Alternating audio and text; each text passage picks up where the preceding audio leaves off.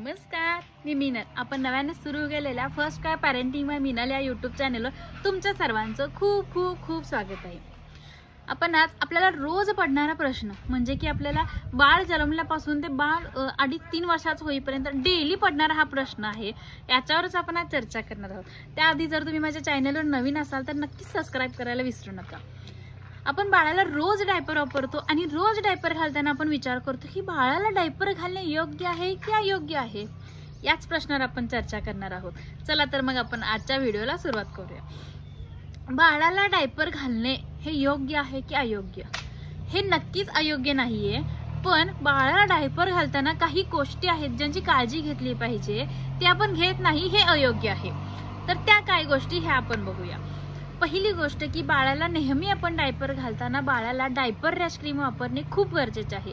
प्रत्येक वेळेला बाळाला डायपर घालताना त्याला डायपर रॅश क्रीम कंपल्सरी लावली पाहिजे. जर तुम्ही आउट ऑफ स्टेशन आहे, तुमच्याकडे डायपर रॅश क्रीम तिथे अवेलेबल नाहीये किंवा संपली आहे, काहीही असेल, तर त्यावेळेला तुम्हाला कंपल्सरी ॲटलिस्ट कोकोनट ऑइल तुम्ही लावलं पाहिजे, जेणेकरून बाळाला रॅशेस होणार नाहीत, पुरळ उठणार नाहीत, बाळाला डायपरचा काही त्रास होणार नाही. आणखी एक गोष्ट, बाळाला तुम्ही डायपर चूज करताना बाळाच्या प्रॉपर साईजचा डायपर चूज करा. जास्त बाळाला घट्ट पण नको आहे आणि जास्त लूज पण नको आहे. प्रॉपर जर डायपर असेल तर त्याचा बाळाला त्रास होणार नाही. तिसरी महत्त्वाची गोष्ट, बाळाला डायपर आपण घातल्यानंतर कंपल्सरी 3 ते 4 तासात बाळाचं डायपर बदलणं खूप गरजेचं आहे. बाळ शी केलंय, शू केलंय, पण मी अजून घालून 1 तास पण झाला नाही म्हणून तसंच ठेवणे ही खूप चुकीची गोष्ट आहे. बाळाचा डायपर कंपल्सरी 2 ते 3 तास, मॅक्सिमम 4 तासांनी बदलला पाहिजे. पण बाळ ज्यावेळेस शी करेल बाळाचं डायपर लगेच बदललं पाहिजे, लगेच. आणि शू जर बाळ केलं नाही, जर 3 तास झाले पण माझं बाळ शू केलं नाही म्हणून मी बाळाचं डायपर चेंज करत नाही, तर नो, नेवर. बाळाचं डायपर तुम्ही शू करू दे ना करू दे, 3 ते 4 तासांनी बाळाचं डायपर बदललंच पाहिजे. ह्या ज्या गोष्टी आहेत त्या तुम्ही केअरफुली जर काळजीपूर्वक जर करत असाल तर बाळाला डायपरचा काहीही त्रास होणार नाही. बाळ निवांत झोपेल, बाळाला रॅशेस होणार नाही. आणखी एक गोष्ट माझ्या एक्सपिरियन्सनुसार सांगते की तुम्ही जर बाळाला पूर्ण दिवसभर जर डायपर वापरत असशील, तुम्ही जर वर्किंग वुमेन आहे आणि मला दिवसभर बाळाला डायपर वापरावं लागतं, जर असं असेल तर तुम्ही नाईटला ट्राय करा की बाळ विदाऊट डायपरचं झोपेल. बाळाला आपण डायपर यूज करणार नाही. त्याने काय होईल की बाळाला जास्त वेळ, थोडा वेळ डायपर फ्री टाईम मिळेल, त्यामुळे बाळाला त्रास होणार नाही.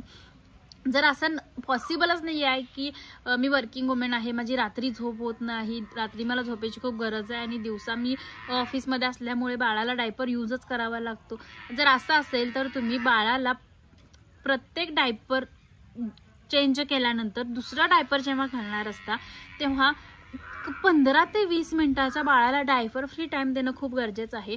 एक डायपर काढल्यानंतर दुसरा डायपर जेव्हा बाळाला घालणार असतं तेव्हा मध्ये 15-20 मिनिटं बाळाला डायपर फ्री टाइम द्या. बाळाला तिथे हवा लागू दे, स्किन थोडीशी ड्राय होऊ दे.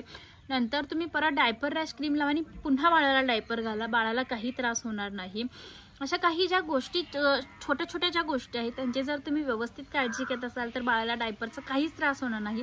आणखी एक माझा एक्सपिरियन्स, बाळ जन्मल्या पहिले 3 महिने बाळाला डायपर घालणे टाळा. बाहेर जाताना, हॉस्पिटलला जाताना मॅक्झिमम पहिले 3 महिने तुम्ही बाळाला हॉस्पिटल, कधीतरी वीकमधून एखादा दिवस आउटिंगसाठी वगैरे नेत असशील. सारखं काय बाळाला बाहेर घेऊन जाणं होत नाही. फक्त बाहेर जाताना बाळाला डायपर घाला. घरी बाळाला नॅपी यूज करा. कॉटनच्या नॅपी खूप छान असतात. थोडंसं तुम्हाला त्रास होईल, नॅपी शू केल्यानंतर चेंज करायला लागेल, पण त्याला बाळाची स्किन खूप सेन्सिटिव्ह असते, त्यामुळे बाळाला डायपरचा त्रास होणार नाही. 3 महिन्यानंतर मी माझ्या बाळासाठी जे कापडी डायपर मिळतात ते यूज केले. त्याचा खूप छान रिझल्ट आला. एक 3-4 वेळेपर्यंत बाळ शू करेपर्यंत त्यात होल्ड होत होतं आणि एकतर ते आपण धुवून परत रियूज करू शकतो, त्यामुळे त्याचं रियूज पण होतो, सारखं पण यूज करू शकतो. आणि 6 महिन्यानंतर बाळाला मग तुम्ही नेहमी रेग्युलर डायपर डेली यूज करा, काही प्रॉब्लेम नाही.